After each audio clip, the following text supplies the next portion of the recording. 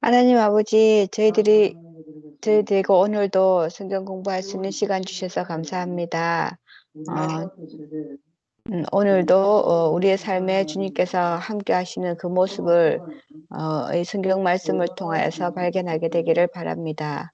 그리고 오늘 배운 우리 말씀들을 통하여서 우리의 삶이 적용되고 우리의 삶이 변화되기를 간절히 바랍니다. 예수님 이름으로 기도드렸습니다.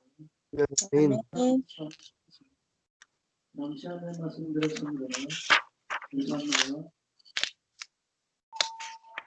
예, 감사합니다. 오늘은 우리 3단계 마지막이죠. 제8과. 네. 예, 오늘부로 우리 3단계를 마치고 이제 다음에 시험 준비를 하셔야 되겠습니다. 자, 오늘은 조정과 순종. 우리 이상순 이사님 한번 서론 한번 읽어주실래요? 제자훈련 단계의 마지막 과정에 오셨습니다. 처음 외웠던 성경 구절이 생각나십니까? 처음 말씀 묵상을 했던 때가 기억나십니까? 처음으로 함께 기도 제목을 나누고 중보 기도했던 시간들이 기억나시죠? 이렇게 하나님과 친밀한 관계를 맺는 것이 하나님과 하나님의 성공을 경험하기 위해 필수 조건입니다. 지금까지 배웠던 모든 것들은 평생 동안 하나님의 인도하심을 따르기 위한 시작에 불과합니다. 앞으로 여기서 배운 성서적 원리들을 순종해 나간다면 당신을 향한 하나님의 놀라운 섭리와 역사를 경험하게 될 것입니다. 이제 하나님과 하나님의 성공을 경험하기 위해 7가지 실체 중에 6에서 7단계의 과정을 알아봅시다. 1번, 하나님은 항상 당신의 주위에서 일하고 계십니다. 하나님은 당신과 실질적인, 개인적인, 지속적인 사랑의 관계를 추구하십니다. 하나님은 당신이 그분의 일에 참여하도록 당신을 초청하십니다.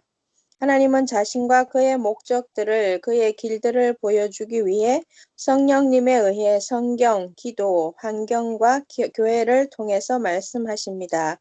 하나님의 부르심은 항상 당신을 믿음의 갈등으로 몰아넣고 결단과 그에 따른 행동을 요구합니다. 당신은 하나님의 역사에 참여하기 위해서 당신의 인생을 하나님의 뜻에 맞게 조정해야 합니다. 당신이 하나님께 순종할 때 하나님이 당신을 통해서 그분의 일을 성취시킴으로 말미암아 당신은 경험으로 하나님을 알게 됩니다.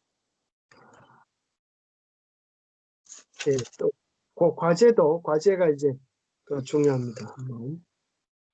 과제, 암송과제 마태복음 16장 24절의 말씀을 암송하십시오. 묵상과제 마가복음 16장 1절에서 20, 독서과제 시대의 소망 80, 86, 본계적 시간, 건강, 재정, 과제, 교회에서 하나님께서 말씀하시는 사역이 있는지 확인하기, 수료 조건, 시험 통과, 마가복음 전체 묵상, 예언의 신, 주기도문, 정로의 계단, 구원의 이야기, 시대의 소망, 본계적, 하나님께 피하라, 실물 교훈, 달란트 비유, 시간, 예언의 신, 그리스도인, 가정의 재정 원칙, 건강 원칙, 마인드의 힘, 재정 독서, 사명 진술, 월간, 주간 계획, 4주 이상, 검점 출납부 4주 이상, 뉴스타트 플랜 노트 21일 이상, 영원 구원 노트 구도자 명단 3명 이상 기록, 기도 노트 200번 이상 기록, 간장문, 제자 한 팀 이상 시작. 네, 이게 숙제가 엄청 많은데요. 제가 제자 한 팀을 형성하기 위해서 어제 제가 시도를 조금 했었어요.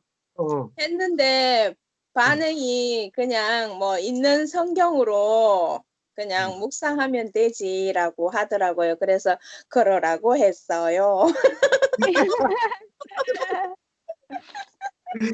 제가 이런 교재가 있고 이렇게 하면 좋다고 그랬는데 지금 우리 교회에서 이렇게 잠옷반 있거든요. 잠옷반. 잠옷반을 하는데 그냥 교과 공부를 그냥 같이 이렇게 우리처럼 영상으로 하면 좋은데 그냥 교사 혼자 이렇게 영상으로 해서 그냥 반원들한테 주더라고요. 그래서 그렇게 하지 말고 그냥 같이 영상으로 한번 해보면 어때? 이러면서 그리고 이제 뭐 그분이 이제 갓 침례받은 사람이 있어요. 아는 사람 중에 그래가지고 그 침례자랑 같이 해서 뭐 당신이 똑똑하니까 재능도 많고 그러니까 이거 한번 해봐라 했는데 뭐 반응은 그냥 좋기는 한데 자기는 하든가 하겠다 이러더라고요. 음, 이렇게 그래요. 아주 했어요. 교과를 그렇게 영상으로 한번 할 제안을 했는데 반응은 어때요?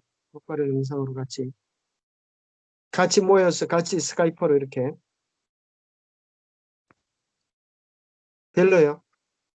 예, 예, 예. 그냥 자기 혼자 이야기해서 그냥 이제 반원들한테 나눠주는 것만 일단 하고 있더라고요. 그리고 어쨌거나 이게 이제 좋은 교재니까 한 번만 시도하지만 또 다른 사람도 있으니까 기도하고 또 한번 도전을 해가지고 한 2명만 가르쳐도 그죠? 한 그룹이 되니까. 혹시 그 5만 원이 부담스러운가? 아, 첫 교재 구입. 예, 그렇잖아. 5만 원 드니까. 음, 그럴 수도 설마 있겠네요. 그것 때문이겠어. 그러게. 마음이 중요하지, 뭐, 정신이, 그죠? 이거는 목사님 어느 단계까지 있어요? 3단계가 끝이에요. 3단계가 끝이고, 이제, 아니, PWL, 이 책은 끝이고 지금 행복한 길 2 샀잖아요. 예, 5만 원 끝이에요. 2까지 하면 끝이에요? 예, 예, 예. 아, 여러분은 벌써 이제 졸업반이 다 됐어요. 예. 에이, 졸업할 자격이 없어요, 목사님. 이 수료 조건이 안 된다 어쩌지? 이걸 다 해야 수료를 해요. 보통 이제 수료 조건이 안 돼가지고 공부는 해도 수료 못하는 사람들도 많이 있어요. 자, 어쨌든 저는 공부하는 게 중요하니까. 공부만 해도 만족합니다. 그 대체를 한번 가르쳐 보세요, 우리. 사실은 이게 배울 때보다 남을 가르칠 때 많이 배워요. 맞아요. 알아요. 그래서 알기는 똑같이 알아요. 남을 가르칠 때 더 많이 배워요. 사람 숫자 욕심을 내지 말고 여러분들 그렇게 지금 우리 아파트 소리가 크지요? 뭐 괜찮아요. 뭐 뭐라고 코로나 때문에 그런가 봐.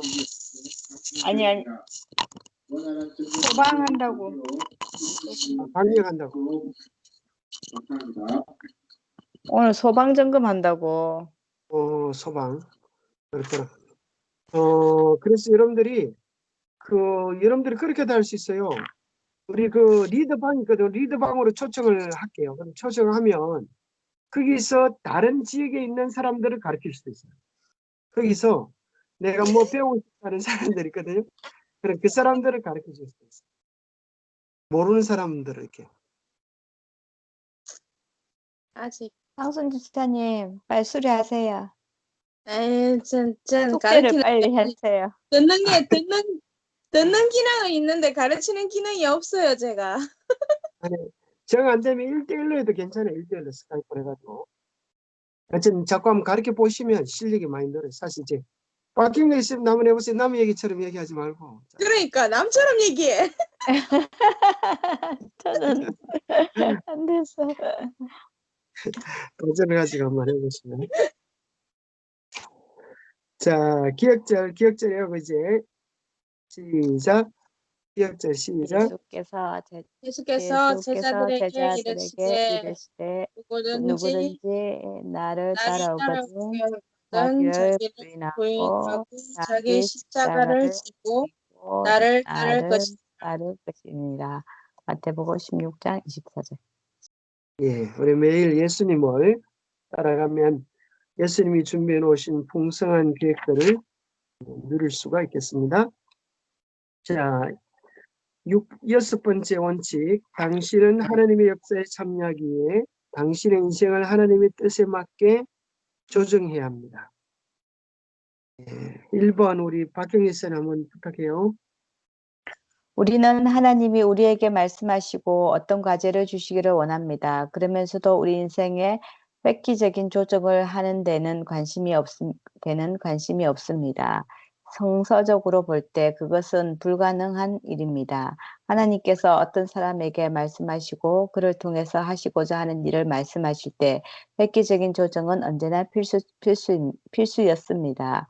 그의 인생을 하나님께로 조정해야만 했습니다. 조정이 끝난 뒤에야 하나님은 부르신 그 사람을 통해서 그분의 목적을 성취하셨습니다. 엘리사와 부자 청년은 모두 하나님의 일에 동참하도록 초청을 받았습니다. 두 사람에 대해서 읽고 다음 물음에 답을 해 보십시오. 두 사람에게는 어떤 조정이 요구되었습니까? 엘리사, 사밧의 아들 엘리사에게 기름을 부어 너를 대신하여 선지자가 되게 하라. 엘리야가 거기서 떠나 사밧의 아들 엘리사를 만나니 그가 12겨릿소를 앞세우고 밭을 가는데 자기는 12째 겨릿소와 함께 있더라. 엘리야가 그리로 건너가서 겉옷을 그의 위에 던졌더니 그가 소를 버리고 엘리야에게로 달려가서 이르되 청하건대 나를 내 부모와 입맞추게 하소서. 그리고 그리한 후에 내가 당신을 따르리이다. 엘리야가 그에게 이르되 돌아가라. 내가 내게 어떻게 행하였느냐 하니라. 엘리사가 그를 떠나 돌아가서 한 겨릿소를 가져다가 잡고 소의 기구를 불살라 그의 고기를 삶아 백성에게 주어 먹게 하고 일어나 엘리야를 따르며 수종을 들었더라. 엘리야는 자기가 소를 치고 있었는데 엘리사가 왔을 때에 소를 버리고 아마 부모님에게 입맞춤하셔서 이것도 이제 부모님과 이별하는 장면인 것 같아요. 그리고 그러면서 이제 여기 소를 잡고 기구를 다 불살랐다는 것은 다시는 이 소 키우고 일을 하지 않겠다는 결심으로 이걸 다 태우고 그렇게 엘리사를 따라 떠난 것 같아요. 그러니까 자기 거를 다 버리고 하던 일을 멈추고 버리고 나갔어요. 그리고 예, 아주 부자청 정리했습니다. 예. 부자 청년 어떻게 됐어요? 예수께서 이르시되 어찌하여 선한 일을 내게 묻느냐 선한 이는 오직 한 분이시니라. 내가 생명에 들어가려면 계명들을 지키라. 그 청년이 이르되 이 모든 것을 내가 지켰사온데 아직 무엇이 부족하나이까? 예수께서 이르시되 내가 온전하다고 할진대 가서 내 소유를 팔아 가난한 자들에게 주라. 그리하면 하늘에서 보화가 내게 있으리니라. 그리고 와서 나를 따르라 하시니 그 청년이 재물이 많으므로 그 말씀을 듣고 근심함을 가니라. 이 청년은 예수님의 종이 되고 싶고 따르고 싶었는데 예수님께서 그 소유를 팔아 가난한 자들에게 주라 하니까 자기 재물이 많으니까 그것을 파는 게 아깝고 하면서 돌아간 것 같아요. 이게 돌아가고 안 팔았나 봐요. 그래서 제자가 안 됐나 봐요. 그렇죠. 이 사람은 조정하기를 싫어했어요. 자기 마음을 하나님의 뜻에 조정하기를 엄청난 손해라고 생각했어요. 근데 그 청년이 죽어서 이제 예수님 재림 때 서게 되면 어떤 생각이 들까요? 그때 팔 걸.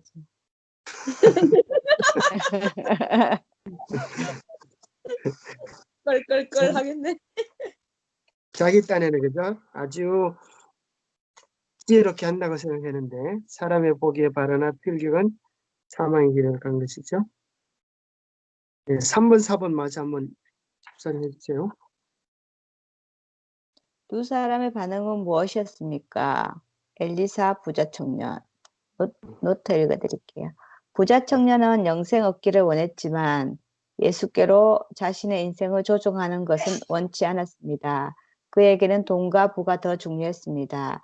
예수님은 그것을 아셨습니다. 예수님은 그가 돈을 사랑하면서도 동시에 하나님을 온전히 사랑할 수 없음을 아셨습니다. 예수님은 그의 신이 되어 버린 재산을 버리라고 요구하셨습니다.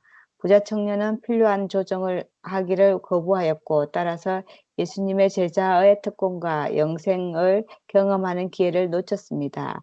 반면에 엘리사는 아주 다른 반응을 보였습니다. 그는 하나님의 부르심에 응하기 위해서 가족과 직업을 버리고 떠나야 했습니다. 당신은 당신이 지나온 다리를 불태운다. 온 길로 다시 돌아가지 않는다는 뜻을 말을 들은 적이 있을 것입니다. 엘리사는 그의 농기구를 불태우고 소를 버렸습니다. 그리고 소를 잡아 요리해서 온 동네 사람을 먹였습니다. 그는 돌아오지 않을 작정이었습니다. 그가 필요한 조정을 했을 때에 비로소 하나님께 순종하는 단계에 온 것입니다.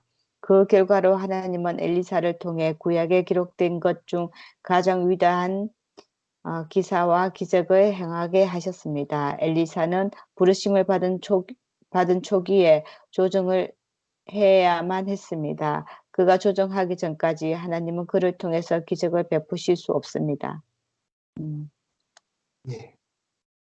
그렇죠. 우리에게도 마찬가지일 거예요. 하나님의 뜻에 우리의 삶을 조정하고 맡길 때 그런 일들이 이루어지게 될 것이죠. 자, 그렇다면 3번, 4번 맞이해 보세요. 당신은 하나님께 온전히 바쳐졌고 조정되고 순종하는 그 한 사람이 되고 싶습니까? 네.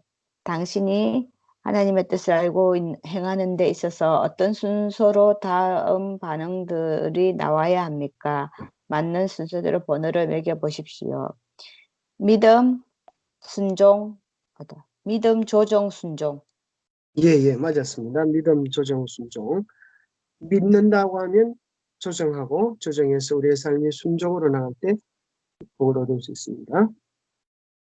자, 2번 다음에 성경절을 하나하나 세밀히 읽으십시오. 어떤 종류의 조정이 요구되었습니까? 연관된 조정의 종류를 오른쪽에서 찾아 줄로 연결시키십시오. 어떤 경우에는 한 가지 이상의 조정이 한 가지 이상의 조정을 요구할 수 있습니다. 첫 번째는 두 형제 세벨의 아들 야고보와 요한이 그물 깁는 것을 보시고 예수님 부르시니까 배와 아버지를 버려두고 예수님을 따랐습니다.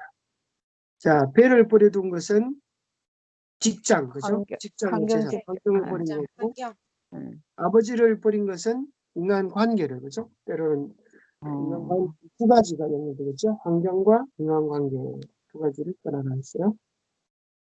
두 번째는 귀신이 그를 죽이려고 물과 불에 자주 던졌나이다. 그러나 무엇을 하실 수 있거든 우리를 불쌍히 여기서 도와주옵소서. 예수께서 이르시되 할 수 있거든이 무슨 말이냐. 믿는 자에게는 넘치 못할 일이 없느니라. 네, 그것은 뭐 같아요? 믿음. 그죠, 믿음이죠. 믿음, 마음속에 어떻게 믿는가 아주 중요한 겁니다. 내가 예를 들어서 나는 이제 다른 제자바를 바꿀 수 있다. 자, 리드할 수 있다. 이렇게 생각하면 할 수 있고, 에이, 나는 안 돼. 이러면 못 하는 거야. 그래서 용기를 교사가 어렵잖아요. 이렇게 공부를 이렇게 하면 되잖아요. 읽어보세요. 이렇게 하면서. 선전을 하려면은, 그죠? 선전을 하려면은 자기 경험을 이야기해야 돼요. 그죠? 내가 이번 공부를 해보니까 어떤 유익이 있더라. 이거 이제 어떤 형식적인 게 아니고 개인적으로 권하는 거죠. 내가 이거 하니까 너무 좋더라. 이렇게 해야 되지. 이게 봐도 별거 아니다. 이렇게 하면 이제 사람들이 별거 아닌 걸 뭐 하라 그러나 생각. 그래서 내가 먼저 공부를 잘 정리해가지고 그 속에 나와 있는 좋은 내용들이나 이런 것들을 친구에게 요즘 카톡 많이 하잖아요. 그죠? 카톡 가운데 좋은 글들을 보내주게 돼요. 그죠? 보내주면서, 야, 내가 했던 것 좋더라. 아니면 또 우리 밴드에 있는 내용들 사진으로 캡처해가지고, 이거 봐라, 막. 벌써 한 명이 시작되는데 벌써 몇 명이 됐어요. 막. 아주 몇천 명이 되고, 세계에 있는 많은 사람들이 이걸 갖다 좋아하고 뭐 하더라, 이렇게. 그래서 이게 사실 이제 일반 오프라인 상에서는 제자 한 명을 키우려면은 1년 정도 걸리는데 이것은 이제 인터넷으로 하니까 좋은 게 뭐냐면 SNS로 하니까 지금 1524명이네요. 1524명이 와. 그 알죠? 이 밴드에 다 들어와 있잖아요. 그죠? 네네네네네. 저 항상 1524명이 보고 있어요. 이에 들어와가지고 딴 사람들 어떻게 하는가 그것도 한번 보시고 또 이렇게 한번 보면서 자극도 받고 또 선전도 하고 그래서 이런 것들을 한번 캡처해가지고 보여주면서 야 벌써 그게 몇 년밖에 안 되는데 1524명이 아주 전 세계적으로 이렇게 공부하고 있더라 이런 것들을 한번 보여주면서 사람들에게 자꾸 좋은 것을 선전을 할 필요가 있어요. 그래서 우리는 선전대원들입니다. 그래서 그런 말 있잖아요. 그 소를 물가에 끌고 갈 수는 있지만은 물을 먹일 수는 없다. 그런 말이 있어요. 그죠? 예. 소를 물가에 끌고 갈 수는 있지만은 물을 먹일 수는 없다. 자, 퀴즈를 내볼게요. 어떻게 하면 물을 먹일 수가 있겠어요? 이렇게 목마르, 해야죠. 목마르게 하면 아닌가? 어떻게 하면 목마르게 할 수 있을까요? 막 운동을 시키는 거야. 일을 아, 시키면 일을 시켜. 그렇죠. 일을 시켰어요. 그죠? 목마르게 해야 되겠죠? 그래서 사실 소 팔 때 소장사들이 소가 물을 많이 먹으면 몸무게가 많이 나가잖아요. 건수가 많이 나가니까 건수를 많이 나가게 하기 위해서 어떻게 하는지 알아요? 소금을 먹이나? 소금을 먹인다는 소리였어요. 오. 소금을 먹이면 엄청 목마르니까 짜고 아, 하니까 짜니까 물을 엄청 마신대. 그럼 소금을 먹이면 되겠네요, 우리도. 그렇죠. 오. 짠 그래서, 음식을 많이 먹어야 되겠, 짠 음식. 음. 그래서 소금을 먹이는 게 뭔가 하면 이제 그 사람의 피로를 잡고 그렇죠. 그 사람이 피로되는 걸 얘기해주고 우리가 그 사람 받은 은혜들을 나누고 네가 또 기대를 얘기하는 거예요. 내가 딴 사람보다도 너를 보니까 참 믿음대로 살려고 하는 것 같은데 사실 교회 생활만 하는 것으로 좀 부족한데 내가 개인적으로 성경 공부를 해보니까 참 좋더라. 너도 한번 해보면 참 좋은 예수님의 제자가 되겠다 이렇게 부축해 주기도 하고 예수님 베드로를 보고죠. 너는 장차 교회의 큰 기둥이 되리라 이렇게 꿈을 줬잖아요. 꿈을 줬던 것처럼 우리도 사람들이 꿈을 주고 이렇게 할 수도 있고 또 이런 멀리서 안 찾아도 돼. 여러분 집에 있는 자녀들을 또 해도 돼요. 자녀들에게 가르쳐 줘도 되고 자녀를 제자로 삼아서 그냥 집에서 공부하니까 하면 안 돼. 어떤 교재가 있고 훈련 커리큘럼이 있으니까 아이들이 좋아할 수도 있어. 그래서 저 네가 어제 이거 어, 어떤 문제 중에 잘 몰라가지고 보라마 이거 네가 한번 풀어봐라 이랬거든요. 어, 어, 그러니까 뭐 1번 이래 풀고 응, 2번 이렇게 하더만 응. 몰라 엄마가 해 이래.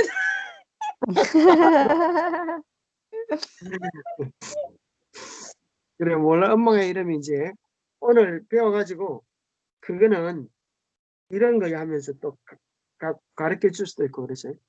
어쨌거나 이제 우리 주변에 있는 사람들을 자꾸 끌어들여서 함께 동참을 시키는 것도 좋은 방법이에요. 우리나라에 인심 좋은 게 있다 그러잖아요. 뭐가 인심이 좋다 그래요? 술, 우리는 술, 술 술 인심. 인심이 좋다 그러잖아요. 그죠? 지 혼자 죄를 지니까 미안한 거라. 그러니까 딴 사람 끌어들여가지고 마음을 갖다 이렇게 죄책감을 좀 소화를 시키듯이 우리는 더 좋은 일에 대해서 자꾸 다른 사람을 그러면 좋겠어요. 자, 세 번째 보면 부재할 때에 예식하는 자가 사람에게 영광을 받으려고 대단과 그리하는 것 같이 너희 앞에 나팔을 불지 말라. 진실로 너희에게 이르노니 그들은 자기 상을 이미 받았느니라. 뭐 하는 거 이거는? 우리 행동을 조정하라는 거죠. 네. 남을 향하여 이렇게 내가 얼마나 많이 일해나 이런 것보다 실제로는 이제 우리가 보상이 없다 할지라도 하늘을 바라보면서 꾸준히 선한 일을 해 나가라. 우리 행실에 대한 거죠. 그래서 늘 사람들만 생각하면 누가 인정해주면 기분이 좋았다가 누가 인정 안 해주면 기분이 나빴다가 그렇게 하는 것은 어리석은 것이죠. 그래서 하늘을 바라보면 늘 마음의 평화를 유지할 수 있겠습니다. 자, 4번에 보면 형제를 미워하는 자마다 살인하는 자니 살인하는 자는 그 영생이 그 속에 거하지 아니하는 것을 너희가 아는 바라. 여기서 뭘까요? 뭘 조정해야 될까요? 생각. 생각. 생각. 그렇죠? 미워하는 생각. 그것이 바로 살인이다. 꼴 보기 싫어요. 이렇게 하는 것들이 살인이다. 그런 거죠.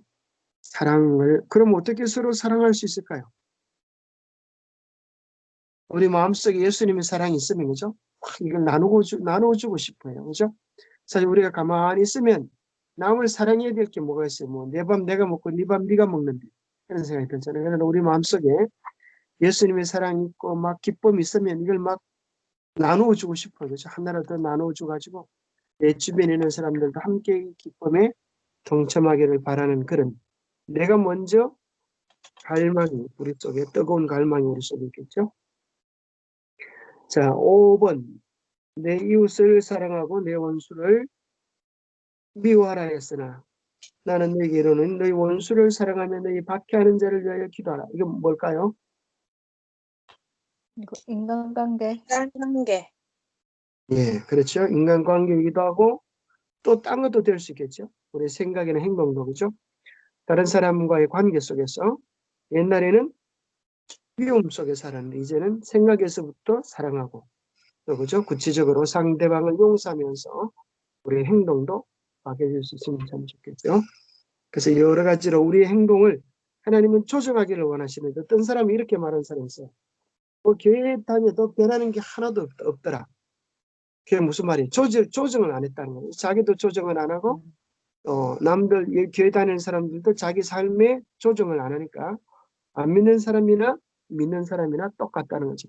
그래서 와이프는 계시를 통해 그런 이야기를 하죠. 많은 사람들이 넓은 길을 가면서 자기는 좁은 길을 가고 있다라고 그렇게 등에는 나는 좁은 길을 가고 있습니다 이렇게 붙여놓고 넓은 길을 사실은 사람들과 똑같이 가고 있다 이렇게 얘기하죠. 자, 3번 우리 이상순 지사님 한번 해주세요. 조정하고 순종하는 것은 당신과 당신 주위 사람들에게 값비싼 대가를 치르게 합니다. 하나님의 뜻을 행하려고 조정하는데 가장 힘든 요구 중 하나는 당신 주위 사람들에게 비싼 값을 치르게 할 때라도 순종하기를 결단하는 것입니다. 다음 성경절을 통해 어떤 값비싼 대가를 치렀는지 살펴봅시다. 사도 바울은 하나님의 뜻을 따르기 위해 어떤 값비싼 대가를 치렀습니까? 그들이 그리스도의 일꾼이냐 정신없는 말을 하거니와 나는 더욱 그러하도다. 내가 수고를 넘치도록 하고 옥에 갇히기도 더 많이 하고 매도 수없이 맞고 여러 번 죽을 뻔하였으니 유대인들이 40에서 하나 감한매를 5번 맞았으며 3번 태장으로 맞고 1번 돌로 맞고 3번 파선하고 일주야를 깊은 바다에서 지냈으며 여러 번 여행해서 강의 위험과 강도의 위험과 동족의 위험과 이방인의 위험과 시내의 위험과 강야의 위험과 바다의 위험과 거짓 형제 중의 위험을 당하고 또 수고하며 애쓰고 여러 번 자지 못하고 줄이며 목마르고 여러 번 굶고 춥고 헐벗었노라. 이 외의 일은 고사하고 아직도 날마다 내 속에서 놀라는 일이 있으니 곧 모든 교회를 위하여 염려하는 것이라. 하여튼 뭐 이거는 값비싼 대가보다 더 심한 표현이 있다면 쓰고 싶은데 엄청난 고난을 당했거든요. 여기 보니까 40에서 하나 감한매라고 했는데 39 곱하기 5 하니까 195대를 맞은 것 같아요. 하여튼 엄청 아유 우리 같으면 그냥 차라리 그냥 죽었으면 했을 것 같은데 그죠? 왜 40의 감한매를 때렸을까요?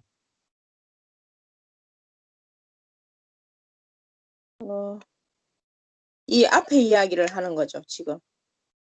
그러니까 왜 40대를 안 때리고 40대에 하나 뺀 매를 때렸다고 했을까요? 왜 그랬죠? 우리나라도 사 그럼 죽을 사자잖아요, 그죠? 그래서 이 내가 아, 했었지 40대에 맞으면 죽으니까 예. 안 죽을 만큼 때린 거야. 안 죽을. 아, 안 죽을 만큼. 그러니까 막 거의 그죠? 까무러치다시피 했던 그런 경험들을 참 사도 바울이 예수님 안 따라갔으면 그럼 뭐가 됐을까요? 세상적으로 잘 나갔겠죠? 그죠? 높은 직위에 있고 그죠? 잘 나갈 수 있는 사람인데 예수님 따라간 것 때문에 고생을 아까 집사님 말씀처럼 엄청난 고생을 당했는데 마음은 어땠을까요? 육신은 막 아팠지만 마음은 내가 왜 이런 고생을 당해나 예수님 때문에 왜 이런 고생을 당해야 하고 원망불평했을까요? 아니면 마음에 감사가 있었을까요? 감사가 있었겠어. 왜요? 그러니까 이제 전도하고 뭐 이렇게 왜, 사역하고 왜 감사가 있어요? 감사가 새 없어요? 신세계를 봤어요. 맞아. 맞아요. 예수님을 직접 사실 바울은 하늘에 갔어요. 그죠? 하늘에 그걸 봤어요. 고린도서 12장에 보면 내가 하늘에 셋째 하늘에 올라갔다. 그런 바울의 동기가 되었던 것은 하늘에 간 경험도 있고 또 배, 또 뭐가 이런 동기가 되어서 이런 어려운 일들을 기쁨으로 감당할 수 있을까요? 일단은 뭐 자기 눈이 이렇게 안 보였는데 다시 시력을 회복한 거나 그런 거. 예, 그런 것도 있죠. 눈이 시력을 회복한 거. 저는 또 이런 생각이 들어요. 스데반이잖아요. 스데반. 스데반을 죽였잖아요. 자기가. 예. 스데반을 죽일 때 이제 스데반이 죽을 때 뭐라 하면 죽었어요? 저들의 죄를 용서하옵. 저들이 하는 일을 모른다고. 예수님하고 똑같은 말 하셨어요. 그렇죠. 막 스데반이 이빨을 뿌득뿌득 갈고 야 이놈들아 두고 보자 이렇게 하면 죽은 게 아니고 그죠? 그들 하는 마음으로 그들의 죄를 용서해 주시옵소서 그렇게 죽는 모습이 아마 바울의 가슴에 화살처럼 꽂혔을 거예요. 자기는 죽이는데 그죠? 오히려 스데반은 자기를 위해 기도해 주니까 마음속에 그런 생각을 떨쳐볼 수 없죠. 어떻게 나는 그를 미워하고 죽이는데 그는 나를 사랑하여 기도해 줄 수가 있나. 그런 생각 속에 아마 바울은 나는 그 생각을 해보면은 스데반처럼 맞아 죽어도 할 말이 없는 그런 인생이잖아요. 그죠? 하나님께서 자기를 믿는 사람들을 죽인 예수님을 믿는 사람들을 따라다니면서 죽이고 감옥에 집어넣고 막 엄청나게 핍박을 했던 자기의 처지를 생각해 보면 하나님께서 보통 우리가 원수 사이 어떻게 원수 칼싸움하다가 상대방을 죽이잖아요. 그죠? 그런데 진짜 이기는 것은 뭔가 하면 그 적장을 용서해가지고 우리 편으로 만드는 거예요. 그렇죠? 그러니까 예수님과 바울은 서로 적대에 있었잖아요. 그죠? 자기는 예수님 믿는 사람들을 원수로 생각하고 죽이려고 하는 적대에 있었는데 예수님은 사울을 죽이지 않고 십자가의 사랑으로 용서하셔서 구원을 해주신 거예요. 내가 너에게 영원한 생명을 주겠다. 나는 너를 영원히 사랑한다. 그러니까 막 원수를 사랑한 그 사랑이 그의 마음속에 막 물밀듯 몰려온 거예요. 자기가 지은 죄로 인하면 자기는 죽어도 마땅한데 예수님이 정말 때려 죽여도 마땅한데 자기의 죄를 용서하시고 구원받은 하나님의 자녀가 되었다고 이 큰 사랑이 바울의 가슴을 정말 울렁이게 만들었던 거예요. 그리스도의 사랑을. 그래서 그는 감옥에 집어넣으면 바울과 실라가 감방에 집어넣었을 때 빌립보 감옥에서 그죠? 보통 사람 같으면 예수님 전하다가 감옥에 집어넣으니까 불평 원망이 앞설 텐데 바울과 실라가 감옥 속에서 노래를 했어요.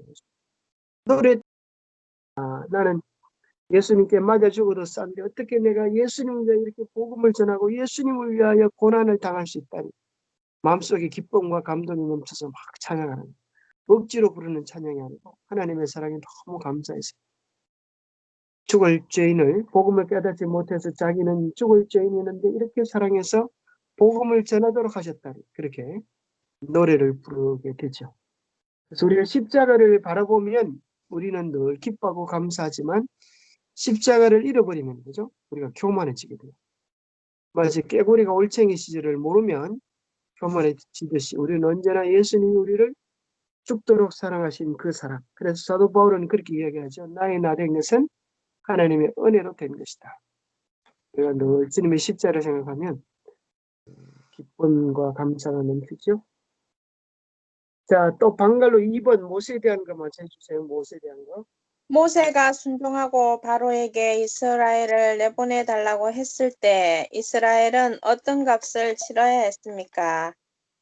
모세가 하나님의 뜻에 순종하였을 때 이스라엘의 자손들의 노역은 더욱 무거워졌고 이스라엘의 패장들은 두들겨 맞았습니다. 이스라엘 백성은 모세가 하나님의 뜻에 순종하였기 때문에 비싼 값을 치렀습니다. 이럴 때 그 이스라엘 모세가 이제 바로에게 이렇게 이스라엘을 그 이제 광야에 가서 제사 지내기 위해서 내보달라고 했을 때 이 바로가 이 이스라엘 백성들에게 집을 안 주고 벽돌을 이렇게 만들어라 하고 그래가지고 이스라엘 백성들이 더 힘드니까 모세한테 더 항의하고 그랬죠. 예, 그렇죠. 그런 말이 있어요. 대가를 치러야 대가가 될 수 있다. 좋은 말이다.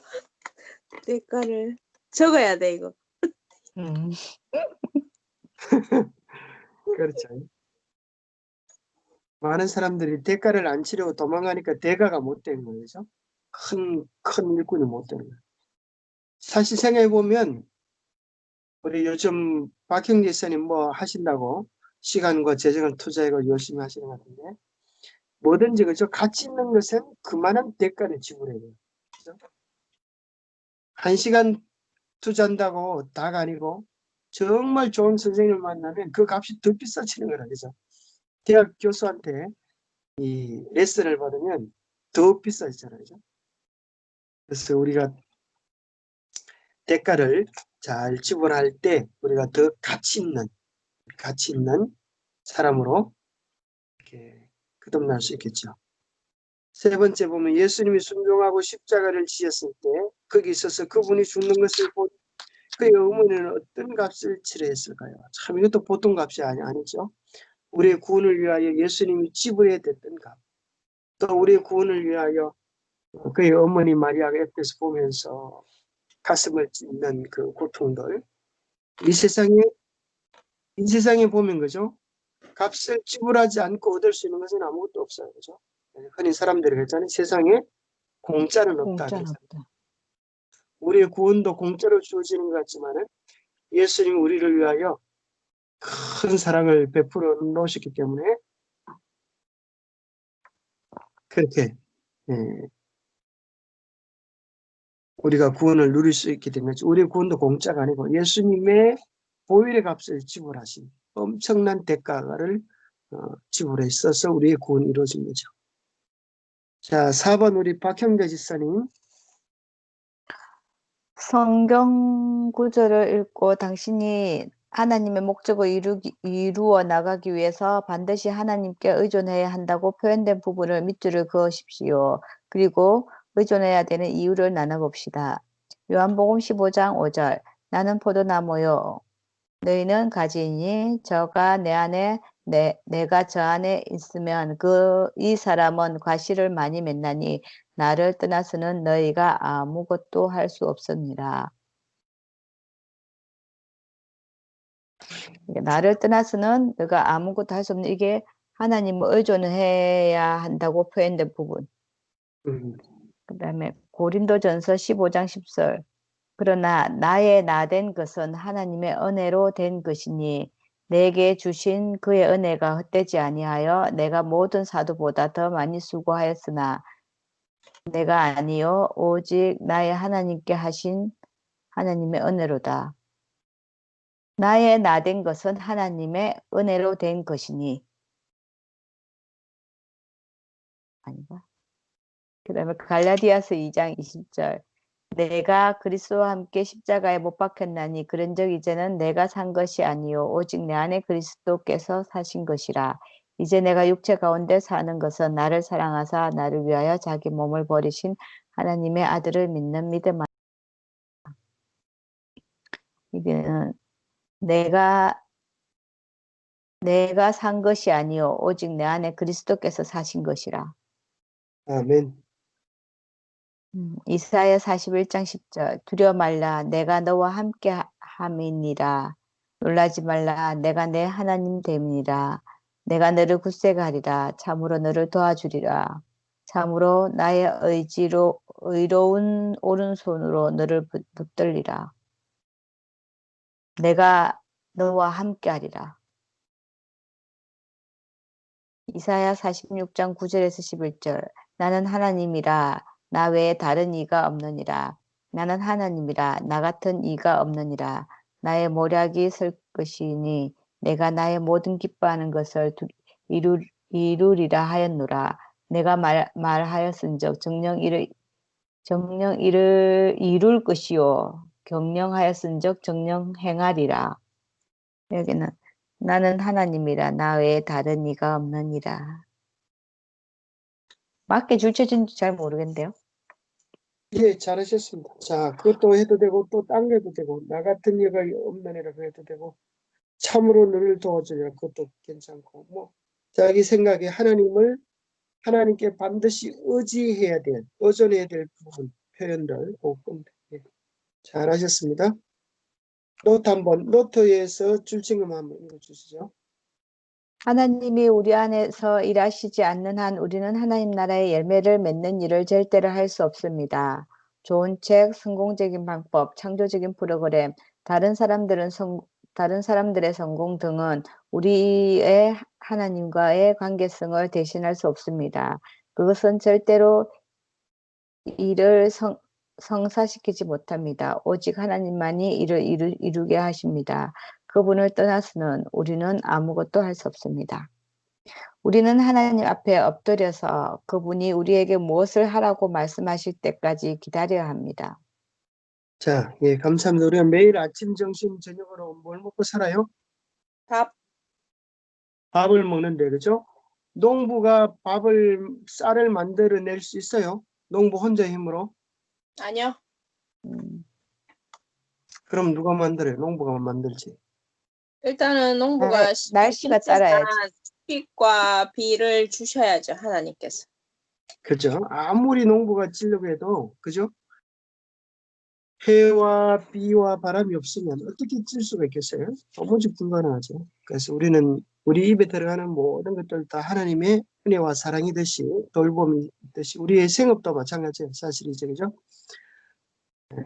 우리의 농사뿐 아니라 우리의 모든 생계나 우리의 생활들도 하나님의 돌보심 안에서 주시고 있다고 하는 사실을 기억해야 되겠습니다. 자, 7번 우리 이상돈 지사님 한번 해보세요. 당신이 하나님께 순종할 때 하나님이 당신을 통해서 그분의 일을 성취시킴으로 말미암아 당신은 경험으로 하나님을 알게 됩니다. 우리 안에서 우리를 통해서 일하시는 하나님을 경험하기 위해서 우리는 그분께 순종해야 합니다. 우리가 그분께 순종할 때 하나님은 우리를 통해서 그분의 일을 성취시키고 경험으로 하나님을 알게 될 뿐만 아니라 하나님의 성공이 무엇인지 알게 될 것입니다. 다음에 성경 구절을 읽고 순종이 가져오는 유익을 써보십시오. 너희는 나를 불러 주여 주여 하면서도 어찌하여 나의 말하는 것을 행치 아니하느냐. 내가 나와 내 말을 듣고 행하는 자마다 누구와 같은 것을 너희에게 보이리라. 집을 짓 때 깊이 파고 주초를 반석 위에 놓은 사람과 같으니 큰 물이 나서 탕류가 그 집에 부딪히되 잘 지은 용고로 능히 요동치 못하였거니와 듣고 행치 아니하는 자는 주초 없이 흙 위에 집 지은 사람과 같으니 탕류가 부딪힘에 집이 곧 무너져 파괴됨이 심하니라. 하시니라. 이 성경절에서는 평소에는 뭐 아유 예수님 하면서 뭐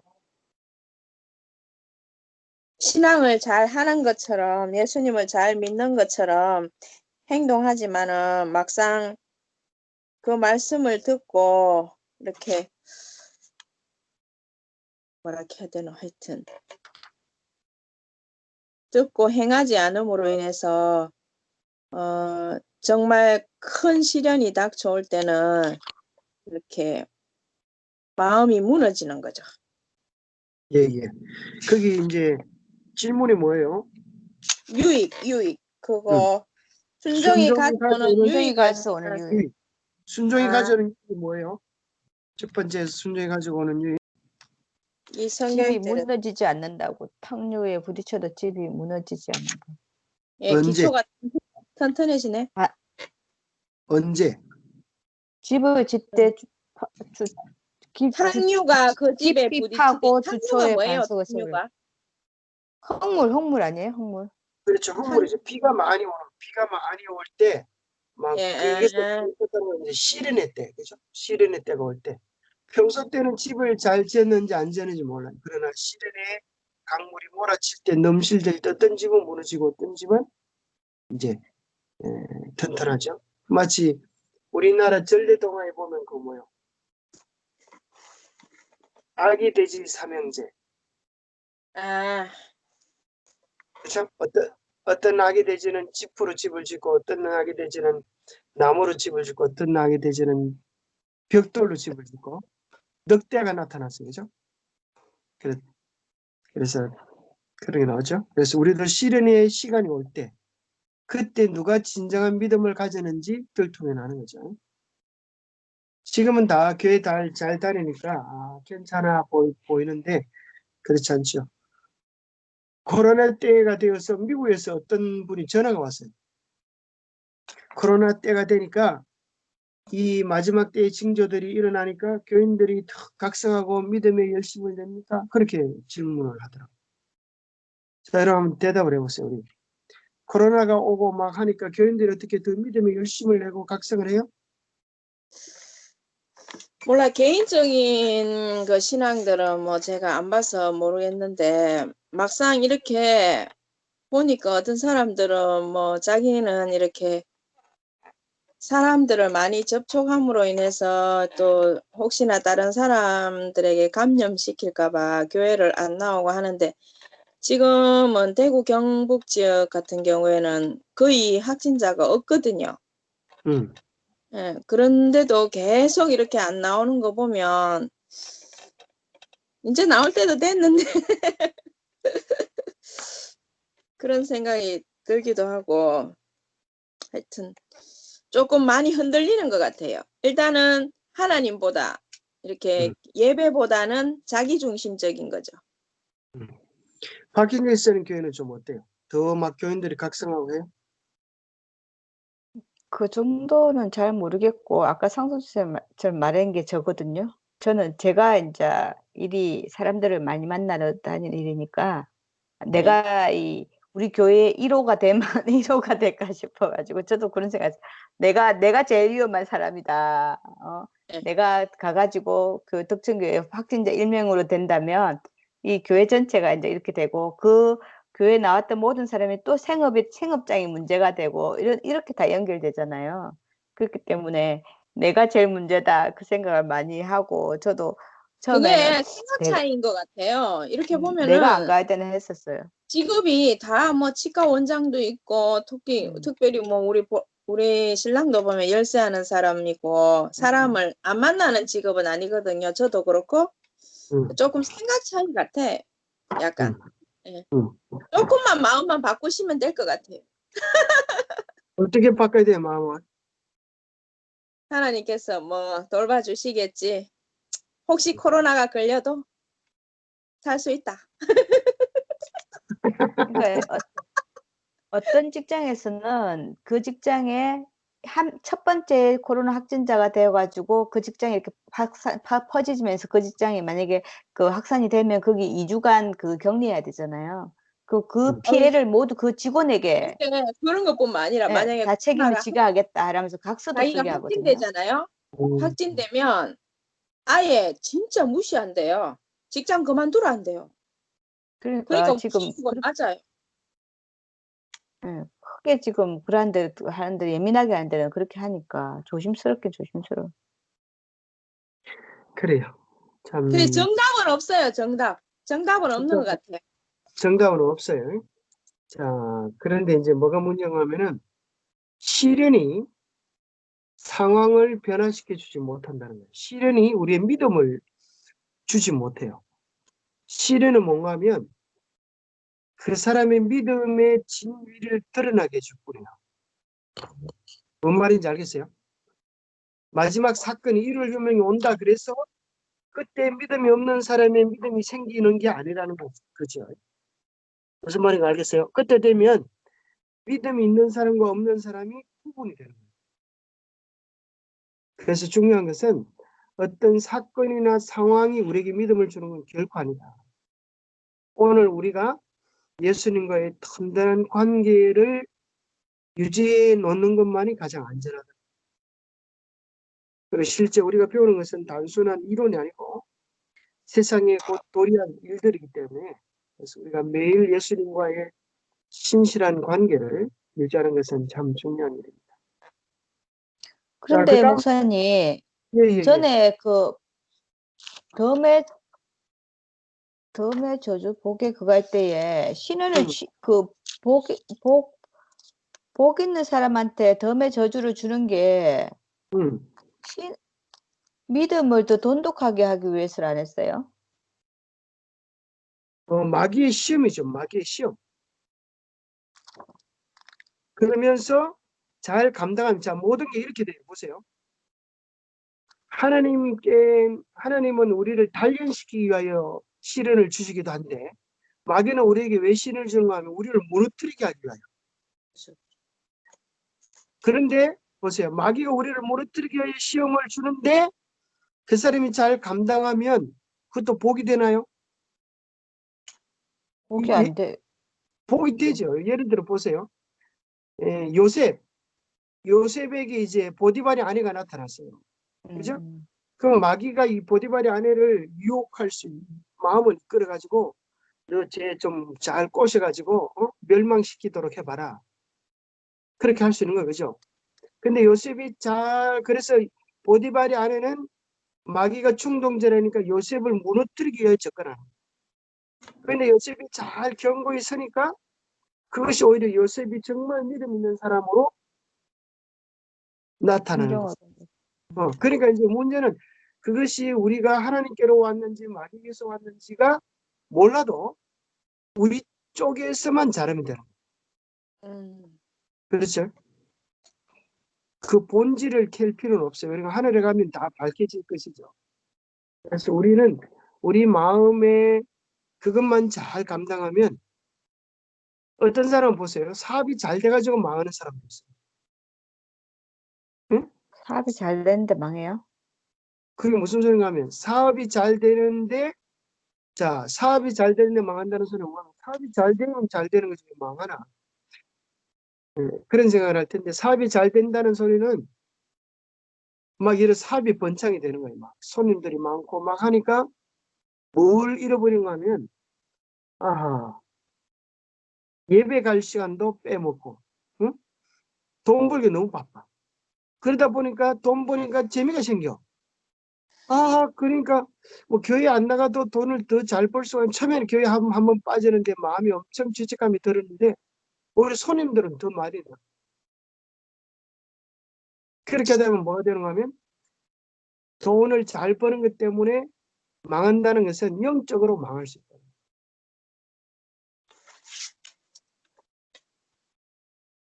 그래서 마귀는 때로 우리 지난번에 거기서 보면 마귀가 죄를 지었는데도 불구하고 그 복을 줄 수 있다는 거예요.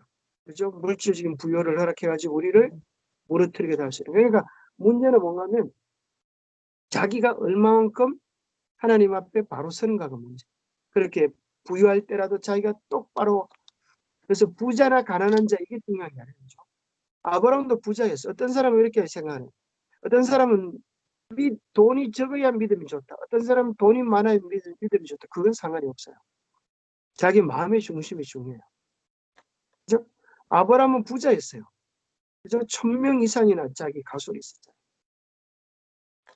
그래서 어떤 사람에게는 돈을 감당할 만한 능력이 있고 어떤 사람은 돈을 감당할 만한 능력이 없는 사람도 있어요.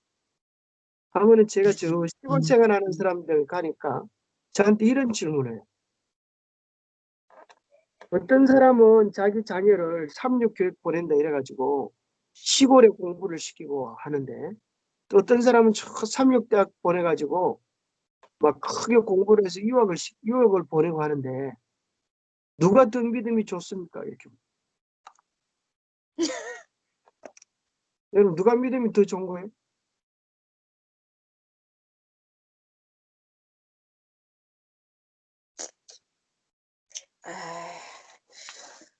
뭐 각자 나름대로 잘하고 있네요.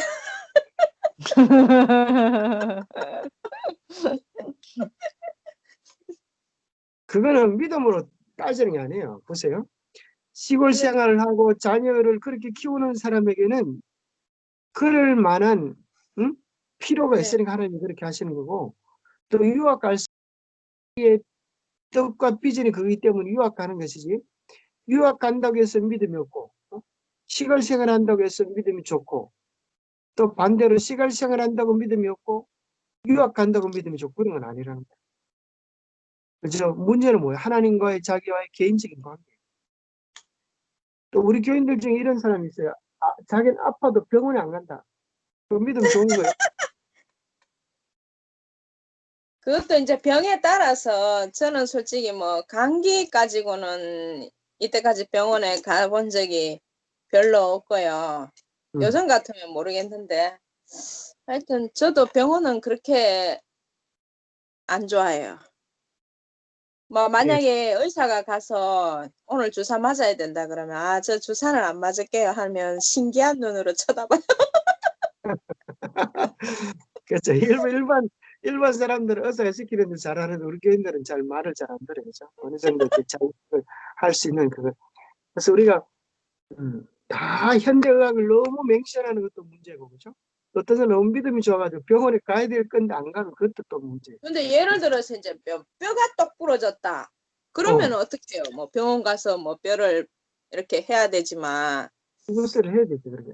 예. 그게 상황에 따라서 다른 것 같아요. 무조건 그래서 병원을 뭐 의사를 무시한다기보다 그래서 우리가 지혜가 필요한 거예요. 그죠? 그래서 우리는 항상 극단에 치우치지 않도록 지혜롭게 잘해야 되겠죠. 옛날에 어떤 사람은 생각하기를 저축하는 것도 죄가 아닌가 그런 사람도 있었어요. 보험하는 것도 죄가 아닌가. 아니요. 그런 거 보면은 참 너무 예. 예를 들어서 여화 증인들은 수혈을 안 하잖아요. 수혈. 어제 뉴스에도 보니까 그거 나오던데 저도 피 빼는 거 싫어요. 피 빼는 거는 그렇지만 이제 몸이 필요할 때 피를 집어넣어야 되는데 그 사람은 그것도 안 하잖아요. 아, 맞다. 수혈. 헌혈하고 순혈은 다르지. 수혈은 받는 거고 헌혈은 했는데 예. 헌신하는 수혈을 안 받으면 어떻게 죽지? 또 어제 뉴스에 보니 그것도 나오더니 자기들이 이제 일반 군인들보다 복무 기간을 2배로 더 하면서 이제 자기들이 이제 어떤 군 집총을 안 하고 뭐 괜찮은 것 같아요. 어쨌거나 자기 신앙대로 어제 뉴스 못 봐서 그런 게 나오더라. 그럼 2년 더 하면 2년 뭐 만약에 사회로 나가면 돈 많이 벌겠지만 별로 이것도 저것도 아닌 사람은 차라리 군에서 요즘 월급을 많이 주니까 그것도 괜찮겠네요. 그 신앙 때문에 집총을 안 하고 이제 그렇게 하죠. 오히려 복무 기간은 배로 그렇게 하면서도 뭐 나라에 또 손해 보는 건 아니지 그렇게 하면. 요즘 군생활 편하다면서요, 뭐. 그렇죠. 군생활 편해요. 그래도 집들하면 고생이라고 누가 좋다 그러나요. 그래서 우리나라도 뭐 그런 게 있다 그러잖아요. 앞으로 이제 복무 제도를 그죠? 의무가 아니고 이제 지원제로 할 가능성이 많아요. 자, 어쨌거나 자 순종할 때 복이 온다는 거요. 여러분 그 쭉 찾아보시고 자 6번 박형대 지사님 불순종할 때 그럼 어떻게 되는가?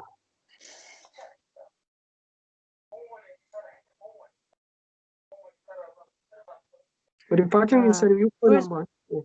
불순종할 때 하나님께서는 또다시 기회를 주십니까? 요나의 생애를 생각해 보시고 대답해 보십시오. 하나님께서 또다시 기회를 주시는 이유는 무엇 때문일까요? 위대한 하나님의 사람들 중에도 불순종과 죄로 하나님의 마음을 아프게 한 사람들이 있었지만 하나님은 그들을 포기하지 않으셨습니다. 왜냐하면 하나님은 순종을 통해 우리가 그분을 경험으로 알기 원하시며 이 과정을 통해 더 깊은 사랑의 관계를 맺기를 원하시기 때문입니다. 뿐만 아니라 그리스도인의 성품을 닮아가게 원하십니다. 하나님이 만일 단 한 번의 실수만을 사람들에게 허락하셨다면 모세는 그런 훌륭한 사람이 되지 못했을 것입니다. 그는 여러 번 실수를 범했습니다. 예를 들면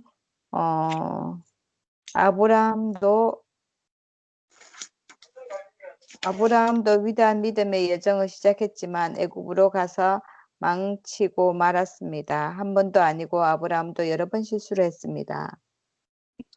베드로도 예수님을 부인하는 실수를 했습니다. 사도 바울도 심지어 그리스도인들을 핍박하는 것으로 하나님을 위한 그의 사역을 시작했습니다. 그러나 불순종은 결코 하나님에 의해 가볍게 취급되지 않았습니다. 요나의 불순종이 하마터면 그의 목숨을 앗아갈 뻔한 것을 알고 있었습니다. 다윗의 밧세바에 대한 죄는 그의 아들의 목숨을 대가로 치르게 했습니다. 바울의 초기 사역은 그의 불순종 때문에 많은 지장을 초래했습니다. 그리스도인들의 핍박자라는 그의 평판 때문에 많은 사람이 그에게 가까이 가기를 두려워했습니다. 그러므로 불순종을 가볍게 여겨서는 안 됩니다. 우리가 불순종할 때 얼마 동안 하나님은 우리가 원하는 대로 놓아두십니다. 그러나 하나님은 우리를 돌이키기 위해 연단, 실패, 고난, 시련 등을 연단이라는 수단을 사용하십니다. 그리고 성령님은 연단의 과정을 통해 하나님의 뜻이 무엇임을 우리로 하여금 인식하도록 하십니다. 그리고 다시 바른 길로 설 수 있도록 인도해 주십니다. 그분은 우리를 바르게 고쳐주고 하나님의 길을 가르쳐 줌으로써 우리의 불순종이란 환경을 가지고도 모든 것이 합력하여 선을 이루게 하실 것입니다. 예, 한번 요약을 해주세요. 예, 불순종했을 때 하나님께서는 그것을 바로 포기하지 않으시고 여러 번 기회를 주셔가지고 이 사람들이 나중에 순종함으로 인해서 그 하나님에 대한 그거를 더 깊이 깨닫고 사랑을 더 깊이 깨닫게 하시는 것 같아요. 예, 그렇죠. 때로는 실수를 통하여도 더 많은 걸 배울 수 있죠. 그래서 하나님은 우리에게 실수를 허용해 주시니 참 감사하죠. 그걸 통하여 더 배우고 또 역경과 시련을 통해 그러나 의도적으로 불순종하기를 자꾸 선택하는 것은 우리의 마음을 무디게 하고 떠나게 만들도록 합니다. 자, 7번 모세는 순종했고 하나님은 성취시켰습니다. 모세는 순종이라는 행동을 통해서만 하나님의 충만한 성품을 경험하기 시작했습니다. 그는 하나님에 대한 알면 하나님을 순종하면서 자라난 것입니다. 모세의 생애에서 우리는 이런 모습을 볼 수 있습니다. 즉 하나님은 말씀하시고 모세는 순종하고 하나님은 자신이 목적하신 것을 모세를 통하여 성취시킵니다. 모세는 1번 모세는 무엇을 하라는 명령을 받았습니까?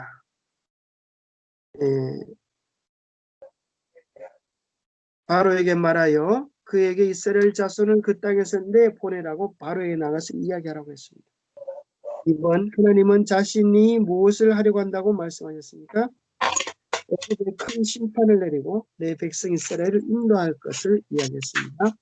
3번 모세가 순종하고 하나님께서 말씀하신 것을 모세를 통해 행하실 때 그 결과는 하나님께서 큰 이적을 통하여 이스라엘을 구원하는 역사를 이루십니다. 그래서 이 세 가지 단계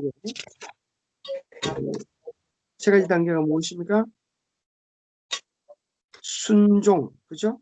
우리가 이제 우리는 순종하고 하나님은 세 가지 단계는 명령. 하나님 명령하시고 우리는 순종하면 하나님께서 성취해 주신다는 거예요. 자, 이 세 가지 단계가 좀 명령, 순종, 성취. 그죠? 우리 삶에도 마찬가지.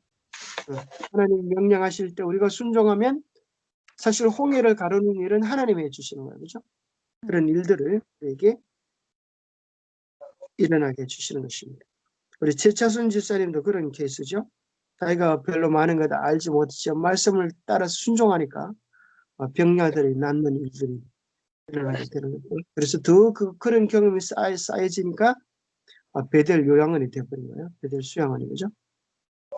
자, 8번 우리 상순 집사님이 하나님과 하나님의 성공을 경험하기 위한 7가지 실체에 대한 공부가 끝났습니다. 이제 이 과정에서 발생되는 몇 가지 질문을 살펴보고자 합니다. 1번 질문.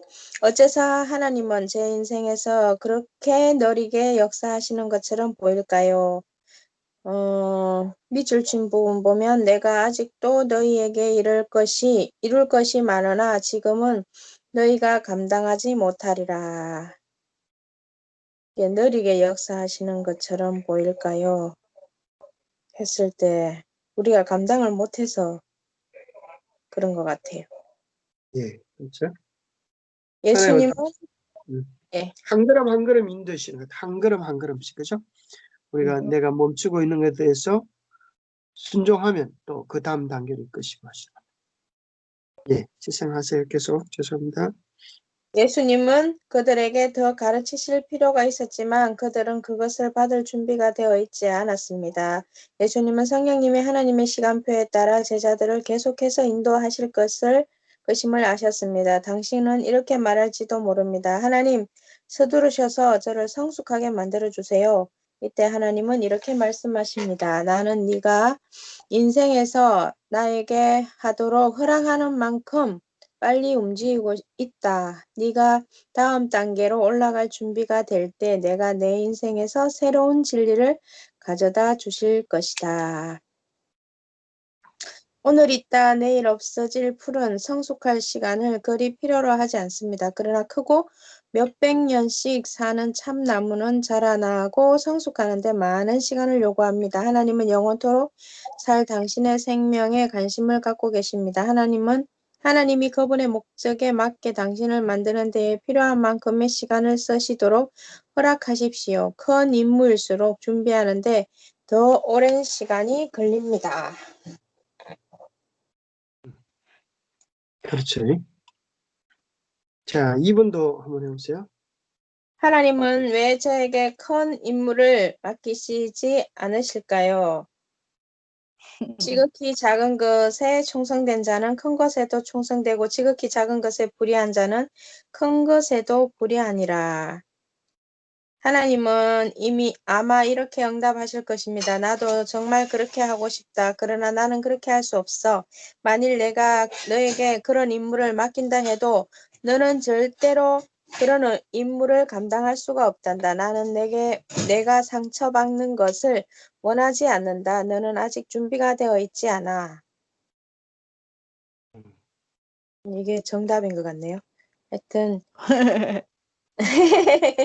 우리가 상처받을까 봐 혹시 큰 임무를 하다가 상처받으면 거기서 제가 그랬거든요. 옛날에 그렇게 큰 직분은 아니지만 이 어린이 그거 부장할 때 제 모습을 보니까 애들을 가르칠 수 있는 자격이 없는 것 같아요. 그래가지고 한 번은 목사님한테 목사님, 저 도저히 이 직분을 감당할 수가 없다고 어떻게 저 같은 사람이 애들을 가르치냐고 하면서 제가 목사님한테 이렇게 사표를 내고 싶다고 한 적이 있거든요. 그러다가 또 제가 생각을 좀 바꿔가지고 아니다. 내가 정말 이렇게 변화되지 않고 내 생활은 엉망이지만 음. 내 모습을 보고 실망하게 함으로 인해서 사단이 나를 하나님의 일을 못하도록 방해하고 있구나 이런 생각이 들어서 또 오기로 한 적이 있어요. 그래. 그러니까 또 다 그냥 되어 가더라고요. 약간 이렇게 제가 그런 이제 애들을 가리키면서 더 이렇게 나은 모습으로 발전해 가야지 하면서 그런 마음을 이렇게 하니까 그런 마음으로 이렇게 하나님께 충성하니까 나의 이렇게 내 모습 있잖아요. 이렇게 막 나의 발전되지 않고 막 많이 봐도 변화되지 않고 그런 모습 속에서 내 모습을 보고 실망하는 것이 아니라 하나님께서 그래도 이런 나도 쓰시는구나 생각하면서 그때 열심히 일한 적이 있어요. 그래, 맞아. 하나님께서 저는 포기했었는데. 저도 포기하면은 예. 집사님하고 비슷한 일을 겪었는데 저는 제 스스로 놀라가지고 포기했어요. 음, 아, 그래, 인정성 포기하지 마시고, 포기는 배추 실 때나 쉬시고, 네, 그래서 그때 이렇게 더 용기를 가지고 그때부터 더 열심히 일한 것 같아요. 그래 어린이 부장하고 또 이렇게 안교 일을 하면서 어쨌든 충성해보자. 음, 어쨌든 뭐라도 되겠지. 그래고 열심히 일했어요. 그때부터 시작해서. 그래요. 그게 계기가 되었네요. 그죠? 좋은 얘기예요. 그래서 사실 이제 그 계단을 한 계단 한 계단 올라가는 것처럼 한 걸음을 올라가야 또 다른 세계들을 볼 수 있어요. 그래서 밑에 앉아가지고 아이고 하나님 안 됩니다 이렇게 하지 말고 하고 믿음의 그러니까 도전들을 교회에서도 이래 보면은 어떤 직분을 맡길 때, 저 못해요. 저 못해요.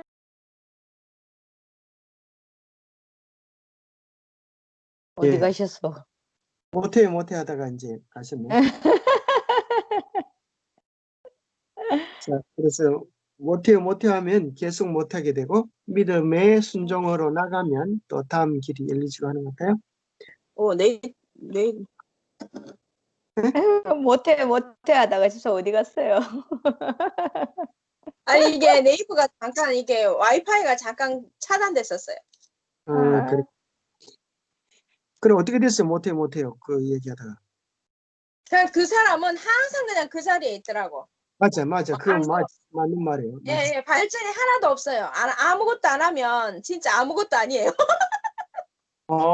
멋진 말이다. 그죠? 맞아. 네네. 아무것도 안 하면 아무것도 아니에요. 자, 네네. 살아있다고 하는 건 뭐든지 도전하는 거예요. 그죠? 음, 도전해서, 도전할 때, 그죠? 진보가 있는 것 같아요. 예. 가만히 있으면, 머물러 있으면 가만히 있는 것 같지만 사실은 후퇴해요. 그죠? 믿으면 끊임없이 자전거 타기와 같아요. 자전거 타기. 그죠? 자전거 가만히 있으면 넘어져요. 자전거는 앞으로 나가라고 더 빨리 가라고 자전거가 필요한 것처럼 우리 믿음에도 순종의 자전거를 통하여 더 아니, 진보하게 저도 되고 옛날에 그 자전거 못 탔거든요. 못 예, 타가지고 오빠하고 배우다가 음, 한번 연못으로 빠지는 바람에 나 안 해 하면서 그때 어렸을 때는 포기했어요. 근데 결혼하고 우리 신랑이 이제 그래도 자전거는 탈 줄 알아야 된다면서 학교 운동장 가서 열심히 연습하니 뭐 별거 아니더만요. 이거 잘 타요. 맞아. 어, 하고 나면 별거 아니에요. 어디 박사님 자전거 타세요? 잘은 못하고 잘 타지 않고요. 그냥 탈 줄 알아요. 예, 그래요. 아, 네, 그래요. 도로 어쨌거나 주변 이런 데는 무서워서 못 끌고 나가고 우리 집 주위에는 온천천이 있거든요. 음, 음, 온천천이라 갖고 이렇게 자전거 도로하고 사람이 걸을 수 있는 이 도로가 좀 형성이 잘 돼 있어요. 거기서만 타요. 그래요. 예, 그래요. 잘 항상 조심하면서 또 잘하면 좋겠습니다. 자, 정리 한번 읽고 기도하고 마치겠습니다. 자, 정리 1번 박경재 지사님, 2번 이상순 지사님 읽어주세요. 하나님과 하나님의 성공을 경험하기 위한 7가지 실체의 핵심 단어를 말해 보십시오. 조정, 순종. 예. 7가지. 조정과 순종은 당신과 당신 주위 사람들에게 값비싼 대가를 치르게 합니다. 예, 우리가 하나님의 목적을 이루어 나가기 위해 반드시 하나님께 의존해야 합니다. 우리 안에서 우리를 통해서 일하시는 하나님을 경험하기 위해서 우리는 그분께 순종해야 합니다. 우리가 그분께 순종할 때 하나님은 우리를 통해서 그분의 일을 성취시키시고 우리는 경험으로 하나님을 알게 될 뿐 아니라 하나님의 성공이 무엇인지 체험하게 됩니다. 핵심 단어 7개 나오죠. 자, 첫 번째는 하나님의 일, 두 번째는 관계, 사랑의 관계, 세 번째는 초청, 네 번째는 하나님이 말씀하심, 다섯 번째 믿음의 갈등, 6번 조정할 때 순종과 경험을 할 수가 있습니다. 그래서 우리가 하나님의 말씀을 듣기만 하지 말고 우리의 삶을 잘 조정해서 순종할 때 하나님의 큰 능력이 우리 안에 이루어질 수 있겠습니다. 자, 우리 3단계 배웠던 것들을 잘 정리하셔서 다음 주에 시험 보고 이제 3단계 졸업하고 그 다음에 행복한 길 2단계로 넘어가겠습니다. 그럼 이제 여러분 공부가 다 끝납니다. 네, 수고하셨습니다. 오늘 누가 시작할 때 기도했죠? 박형자 집사님요. 그래, 그럼 이성희 선생님 기도하시고 마치겠습니다. 하늘에 계신 감사하신 아버지 하나님, 저희가 또 신앙을 할 때에 환경을 바라보지 말고 우리 하나님께서 주시는 들려주시는 음성과 하나님의 부르심에 늘 순종하는 삶을 살아갈 수 있게 주님 도와주시옵소서. 저희들이 더욱더 하나님을 알아가는 데에 더 열심을 낼 수 있게 주님 도와주시고, 아는 데에 그치는 것이 아니라 저희가 듣고 행하는 자가 될 수 있게 주님 도와주시옵소서. 한 주간 또 안식일 남은 시간까지 우리 주님과 늘 동행하는 하루 보낼 수 있게 주님 도와주시옵기를 예수님 이름으로 기도드립니다. 아멘. 아, 아멘. 예, 감사합니다. 수고하셨습니다. 되세요. 네, 감사합니다. 네. 감사합니다.